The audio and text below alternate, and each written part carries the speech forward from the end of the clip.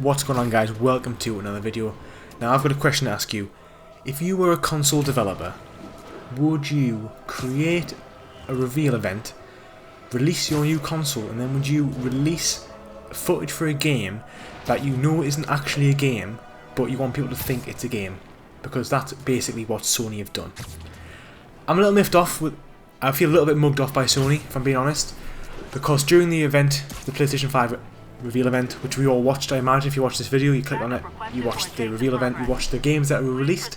There were some pretty awesome games released, don't get me wrong. For me, the highlight was seeing Spider-Man Miles Morales, and when I saw it, I thought it was going to be Spider-Man 2. I thought it was a little bit early. I did. I mean, I thought 2-year turnaround a bit quick to see a new Spider-Man game, but you know, maybe they've been working on it on a while. Once you, I do think, and I know that once you create an IP, when you get the ball rolling, you've already got a lot of stuff built, you can build on them faster. As we've seen by Assassin's Creed year after year after year, they've always turned over games. Odyssey and Origins both only had 2-year production cycles. So it can be done, big games can be built, especially when you've already got the groundwork done. So Sony released this footage from Miles Morales Spider-Man, and I think personally they were trying to build up hype for Spider-Man 2. That's what I think. And I think in fact what they've done is, they've then realised that people weren't taken too well with the fact that actually it's not Spider-Man 2, it's going to be DLC, standalone or not, we're not too sure. And it just seems a bit cheesy, and I feel like it's a bit unfair, and I feel like they've done it with the intention of making people feel excited for a new Spider-Man 2 game. Because, you know what, there's been one good standalone DLC game, and that's Uncharted Lost Legacy.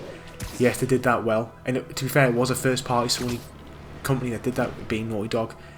And you know, I read this thing about other DLC standalone games and how they've been done quite well, and I'm going to get it up now quickly. And the examples that were Infamous First Light, Assassin's Creed Freedom Cry, and Saints Row Guard of Hell. Now, First Light was short and trash. You know what, the game was good, and a lot of people think First Light was good, and you know what, it was okay, but it was DLC and it was short. Freedom Cry I haven't played, and Guard of Hell I haven't played, but I know it's garbage, because Saints Row is garbage, I'm going to say that now. So they aren't putting it in the best light, and I sort of think it makes me a bit concerned as to what this is actually going to be. Yes, it will be good because it's Spider-Man, Insomniac did an amazing with Spider-Man, but I feel like it was a bit unfair of Sony the way they did it. They've shown it as a new game, and then the day after they've then changed their mind and realised actually we're probably selling this as more than what it is, so we need to bring it back a bit, and it's a bit of a shame. So I made a video actually about it, and then about 3 hours later they made an announcement that it wasn't a new game, and I think it just seemed, it's poorly timed for me in my opinion to reveal a DLC game at a game release. That's what it was. It was PlayStation 5 and PlayStation 5's new games, so they released a new DLC for Spider-Man, which seems a bit odd. It seems like they try to sucker us into the whole thing of PS5, and actually they haven't got that many games to reveal, because they only revealed about 7 games. A lot of them, well, a few of them were of note for me. Ratchet and Clank was definitely a good one, but then again, someone told me as well, said this to me recently, Ratchet and Clank isn't a console seller, and it isn't. Last of Us Part 2 would have been a console seller, but they decided to do it at the end of the cycle for the PS4, but that'll probably come out replayable at PS5. Halo is a console selling game, which Microsoft have, which is, PlayStation haven't really got that. I don't think they've got that yet anyway, and I think Spider-Man 2 would have been a console seller, but it's not anymore, it's just DLC, and we don't know what it is yet.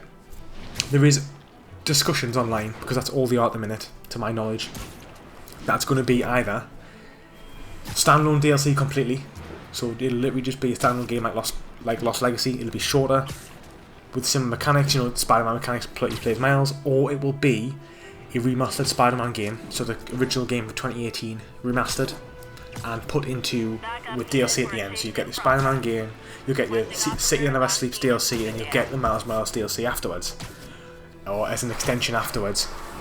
I don't know which one I prefer, because I don't think the game really needs remastering, but then again I don't know the true capacity of the PlayStation 5. I think remastering the whole thing would be a good shout, but if it's backwards compatible anyway, which it will be, then what's the point? Just so it looks marginally better, because the idea, if I'm not mistaken, is that not only are Sony going to make games backwards compatible, they're also going to upgrade these games. My head's got a bit crazy. Oh, that's not loud. They're actually going to upgrade.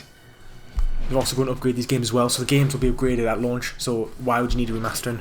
Which to me then makes me think it's actually probably going to be a standalone DLC, and I'm not paying £60, $70 for a 10-hour experience, even if it's Spider-Man. Like, you're not going to meet anybody more into Spider-Man as me. Like, some would say I've got a bit of an odd obsession with Spider-Man, but I'm also not a sucker. I'm not an extreme consumer, and I don't just blow my money on stuff. Because I'm, you know, a lot of us are alert consumers these days, and I'm not going to spend £60 on a 20-hour experience because it's ludicrous. You know, there's better things to spend your money with. Some people are happy doing that. I'm not. I think it's a waste of money, and you've got better things to spend your money on. You know, you could literally go buy a 100-hour game and pick up that Spider-Man later on along the line, which is my point, that it isn't a console seller. Spider-Man is, sorry, but I don't think this will be. I don't think the DLC as itself will be a console seller at all. It's not going to be in the same sort of grandeur of Halo anyway. So anyway, this is just my thoughts, guys. What do you think about this footage now? What do you think about this ongoings about Spider-Man, with it being now DLC only or a standalone DLC? Are you happy? Are you a bit disappointed? I'm disappointed. I feel mugged off by Sony. I feel lied to by Sony.